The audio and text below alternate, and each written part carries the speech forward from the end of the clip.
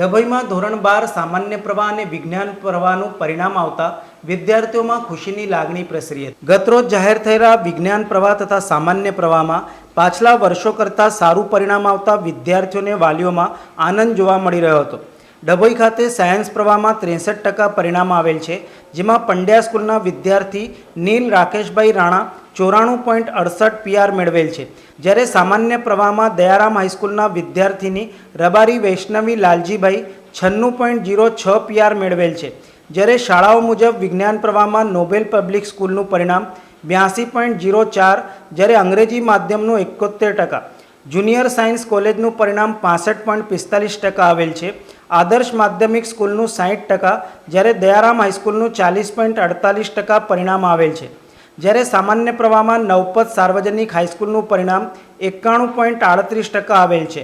Nobel public સ્કૂલનું પરિણામ 91%, Mahadevi high school સંખ્યાની દ્રષ્ટિએ વધુ હોવા છતાં પણ 84% આવેલ છે, જ્યારે દયારામ સ્કૂલનું 51.94% પરિણામ આવેલ છે। આમ વર્ષો બાદ પરિણામોની ટકાવારી સારી રહેતા વિદ્યાર્થીઓને વાલીઓમાં આનંદની લાગણી જોવા મળી હતી। અત્રેની શાળા શ્રી આરજી પંડ્યા હાઈસ્કૂલ ડભોઈમાં વિજ્ઞાન પ્રવાહ ધોરણ 12 માર્ચ 2024નું પરિણામ જાહેર થયું છે, જેમાં અમારી શાળામાંથી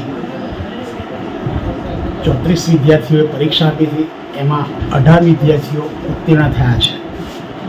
આમ શાળાનું 52.94% પરિણામ આવેલ છે, જેમાં કોલારાના નીલ રાકેશભાઈ સેન્ટરમાં ફર્સ્ટ આવેલ છે, જેના પર્સન્ટેજ 86.61 છે અને PR 94.68 છે।